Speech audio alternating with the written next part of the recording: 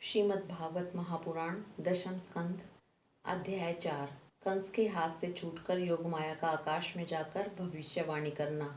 श्री सुखदेव जी कहते हैं, परीक्षित, जब वसुदेव जी लौट आए तब नगर के बाहरी और भीतरी सब दरवाजे अपने आप ही पहले की तरह बंद हो गए। इसके बाद नवजात शिशु के रोने की ध्वनि सुनकर द्वारपालों की नींद टूटी। वे तुरंत भोजराज कंस के पास गए और देवकी को संतान होने की बात कही। कंस तो बड़ा आकुलता और घबराहट के साथ इसी बात की प्रतीक्षा कर रहा था। द्वारपालों की बात सुनते ही वह झटपट पलंग से उठ खड़ा हुआ और बड़ी शीघ्रता से सूतिका गृह की ओर झपटा। इस बार तो मेरे काल का ही जन्म हुआ है, यह सोचकर वह विह्वल हो रहा था, और यही कारण है कि उसे इस बात का ध्यान न रहा कि उसके बाल बिखरे हुए हैं। रास्ते में कई जगह पर वह लड़खड़ाकर गिरते गिरते बचा। बंदी गृह में पहुंचने पर सती देवकी ने बड़े दुख और करुणा के साथ अपने भाई कंस से कहा, मेरे हितैषी भाई, यह कन्या तो तुम्हारी पुत्र वधु के समान है, स्त्री जाति की है। तुम्हें स्त्री की हत्या कदापि नहीं करनी चाहिए भैया। तुमने देववश मेरे बहुत से अग्नि के समान तेजस्वी बालक मार डाले। अब केवल यही एक कन्या बची है, इसे तो मुझे दे दो। अवश्य ही मैं तुम्हारी छोटी बहन हूँ। मेरे बहुत से बच्चे मर गए हैं, इसलिए मैं अत्यंत दीन हूँ। मेरे और प्यारे भाई, तुम मुझे मंद भागनी को यह अंतिम संतान अवश्य दे दो। श्री सुखदेव जी कहते हैं, परीक्षित, कन्या को अपनी गोद में छिपाकर देवकी जी ने अत्यंत दीनता के साथ रोते रोते याचना की, परंतु कंस बड़ा दुष्ट था। उसने देवकी जी को छिड़क कर उसके हाथों से वे कन्या छीन ली। अपनी उस नन्ही सी नवजात भांजी के पैर पकड़कर कंस ने उसे बड़े जोर से एक चट्टान पर दे मारा। स्वार्थ ने उसके हृदय को सौहार्द को समूल उखाड़ फेंका था, परंतु श्री कृष्ण की वह छोटी बहन साधारण कन्या तो थी नहीं, देवी थी। उसके हाथ से छूटकर तुरंत आकाश में चली गई और अपने बड़े बड़े 8 हाथों में आयुध लिए दिख पड़ी। वह दिव्य माला, वस्त्र, चंदन और मणि में आभूषणों से विभूषित थी। उसके हाथों में धनुष, त्रिशूल, बाण, ढाल, तलवार, शंख, चक्र और गदा थे। ये 8 आयुध थे। सिद्ध, चारण, गंधर्व, अप्सरा, किन्नर और नागण बहुत सी भेंट की सामग्री समर्पित करके उसकी स्तुति कर रहे थे। उस समय देवी ने कंस से यह कहा, रे मूर्ख, मुझे मारने से तुझे क्या मिलेगा? तेरे पूर्व जन्म का शत्रु तुझे मारने के लिए किसी स्थान पर पैदा हो चुका है। अब तू व्यर्थ निर्दोष बालकों की हत्या न किया कर। कंस ने इस प्रकार कहकर भगवती योग माया वहां से अंतर्ध्यान हो गई और पृथ्वी के अनेक स्थानों में विभिन्न नामों से प्रसिद्ध हुई। देवी की यह बात सुनकर कंस को बड़ा आश्चर्य हुआ। उसने उसी समय देवकी की और वासुदेव जी को कैद से छोड़ दिया और बड़ी नम्रता से कहा, मेरी प्यारी बहन और बहनोई जी, मैं बड़ा पापी हूँ। राक्षस जैसे अपने ही बच्चों को मार डालता है, वैसे मैंने तुम्हारे बहुत से लड़के मार डाले। इस बात का मुझे बड़ा खेद है। मैं इतना दुष्ट हूँ कि करुणा का तो मुझ में लेश भी नहीं है। मैंने अपने भाई, बंधु और हितैषियों तक का त्याग कर दिया। पता नहीं अब मुझे किस नरक में जाना पड़ेगा। वास्तव में तो मैं ब्रह्मघाती के समान जीवित होने पर भी मुर्दा ही हूँ। केवल मनुष्य ही झूठ नहीं बोलते, विधाता भी झूठ बोलते हैं। उसी पर विश्वास करके मैंने अपनी बहन के बच्चे मार डाले। ओह, मैं कितना पापी हूँ। तुम दोनों महात्मा हो, अपने पुत्रों के लिए शोक मत करो। उन्हें तो अपने कर्म का ही फल मिला है। सभी प्राणी प्रारब्ध के अधीन है, इसलिए वे सदा सर्वदा एक साथ नहीं रह सकते। जैसे मिट्टी के बने हुए पदार्थ बनते और बिगड़ते रहते हैं, परंतु मिट्टी में कोई अदल बदल नहीं होती, वैसे ही शरीर का तो बनना बिगड़ना होता ही रहता है, परंतु आत्मा पर इसका कोई प्रभाव नहीं पड़ता।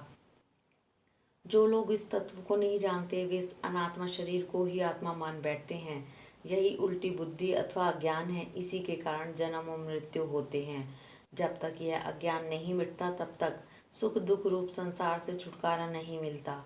मेरी प्यारी बहन, यद्यपि मैंने तुम्हारे पुत्रों को मार डाला है, फिर भी तुम उनके लिए शोक न करो, क्योंकि सभी प्राणियों को विवश होकर अपने कर्मों का फल भोगना पड़ता है। अपने स्वरूप को न जानने के कारण जीव जब तक यह मानता रहता है कि मैं मारने वाला हूँ, यह मारा जाता है, तब तक शरीर के जन्म और मृत्यु का अभिमान करने वाला वह अज्ञानी बाध्य और बाधक भाव को प्राप्त होता है। वह दूसरों को दुख देता और स्वयं भी दुख भोगता है। मेरी यह दुष्टता तुम दोनों क्षमा करो, क्योंकि तुम बड़े ही साधु स्वभाव और दीनों के रक्षक हो। ऐसा कहकर कंस ने अपनी बहन देवकी और वसुदेव जी के चरण पकड़ लिए। उसकी आंखों से आंसू बह बहकर मुंह तक आ रहे थे। इसके बाद उसने योगमाया के वचनों पर विश्वास करके देवकी और वसुदेव को कैद से छोड़ दिया और तरह तरह से उनके प्रति अपना प्रेम प्रकट करने लगा। जब देवकी जी ने देखा कि भाई कंस को पश्चाताप हो रहा है, तब उन्होंने उसे क्षमा कर दिया। वे उसके पहले अपराधों को भूल गई और वसुदेव जी ने हंसकर कंस से कहा, मनस्वी कंस, आप जो कहते हैं वे ठीक वैसा ही है। जीव विज्ञान के कारण ही शरीर आदि को मैं मान बैठते हैं। इसी से अपने पराये का भेद हो जाता है और यह भेद दृष्टि हो जाने पर तो वे शोक, हर्ष, भय, द्वेष, लोभ, मोह और मद से अंधे हो जाते हैं। फिर तो उन्हें इस बात का पता ही नहीं रहता कि सबके प्रेरक भगवान ही एक भाव से दूसरे भाव का, एक वस्तु से दूसरी वस्तु का नाश करा रहे हैं। श्री सुखदेव जी कहते हैं, परीक्षित, जब वसुदेव और देवकी ने इस प्रकार प्रसन्न होकर निष्कपट भाव से कंस के साथ बातचीत की, तब उनसे अनुमति लेकर वह अपने महल में चला गया। वह रात्रि बीत जाने पर कंस ने अपने मंत्रियों को बुलाया और योगमाया ने जो कुछ कहा था वह सब उन्हें कह सुनाया। कंस के मंत्री पूर्णतः नीति निपुण नहीं थे। दैत्य होने के कारण स्वभाव से ही वे देवताओं के प्रति शत्रुता का भाव रखते थे। अपने स्वामी कंस की बात सुनकर वे देवताओं पर और भी चिढ़ गए और कंस से कहने लगे, भोजराज, यदि ऐसी बात है तो हम आज ही बड़े बड़े नगरों में, छोटे छोटे गांवों में, अहीरों की बस्तियों में और दूसरे स्थानों में जितने बच्चे हुए हैं, वे चाहे 10 दिन से अधिक के हों या कम के, सबको आज ही मार डालेंगे।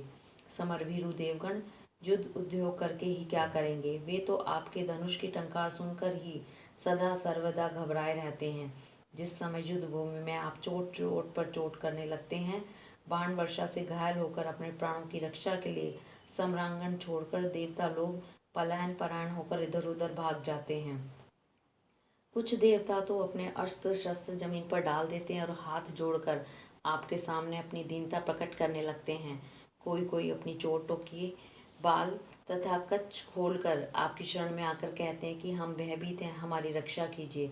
आप उन शत्रुओं को नहीं मारते जो अस्त्र शस्त्र भूल गए हों, जिनका रथ टूट गया हो, जो डर गए हों, जो लोग युद्ध छोड़कर अन्यमनस्क हो गए हों, जिनका धनुष टूट गया हो या जिन्होंने युद्ध से अपना मुख मोड़ लिया हो। आप भी उन्हें नहीं मारते। देवता तो बस वही वीर बनते हैं जहाँ कोई लड़ाई झगड़ा ना हो। रणभूमि के बाहर वे बड़ी बड़ी डींग हाँकते हैं। उनसे तथा एकांतवासी विष्णु, वनवासी शंकर, अल्पवीर्य इंद्र तथा तपस्वी ब्रह्मा से भी हमें क्या भय हो सकता है? फिर भी देवताओं की उपेक्षा नहीं करनी चाहिए, ऐसी हमारी राय है, क्योंकि वे तो शत्रु ही हैं। इसलिए उनकी जड़ उखाड़ फेंकने के लिए आप हम जैसे विश्वास पात्र सेवकों को नियुक्त कर दीजिए।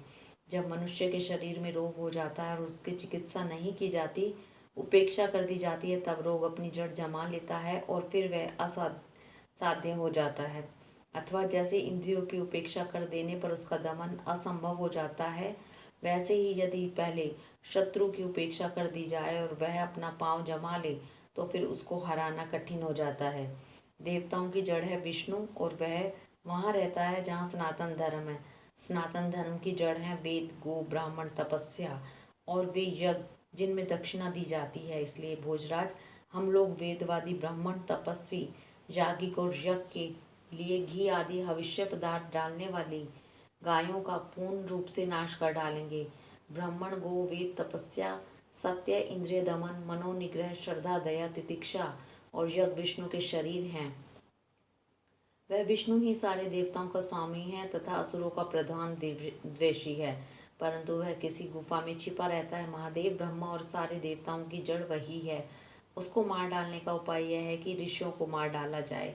श्री सुखदेव जी कहते हैं, परीक्षित, एक तो कंस की बुद्धि स्वयं ही बिगड़ी हुई थी, फिर उसे मंत्री ऐसे मिले थे जो उससे भी बढ़कर दुष्ट थे। इस प्रकार उनसे सलाह करके काल के फंदे में फंसे हुए असुर कंस ने यही ठीक समझा कि ब्राह्मणों को ही मार डाला जाए। उसने हिंसा प्रेमी राक्षसों को संत पुरुषों की हिंसा करने का आदेश दे दिया। वे इच्छानुसार रूप धारण कर सकते थे। जब वे इधर उधर चले गए, तब कंस ने अपने महल में प्रवेश किया। उन असुरों की प्रकृति थी रजोगुणी। तमोगुण के कारण उनका चित्त उचित और अनुचित के विवेक से रहित हो गया था। उनके सिर पर मौत नाच रही थी। यही कारण है कि उन्होंने संतों से द्वेष किया। परीक्षित, जो लोग महान संत पुरुषों का अनादर करते हैं, उनका वह कुकर्म, उनकी आयु, लक्ष्मी, कीर्ति, धर्म, लोक परलोक, विषय भोग तथा सब के सब कल्याण के साधनों को नष्ट कर देता है। हरिओम तत्सत।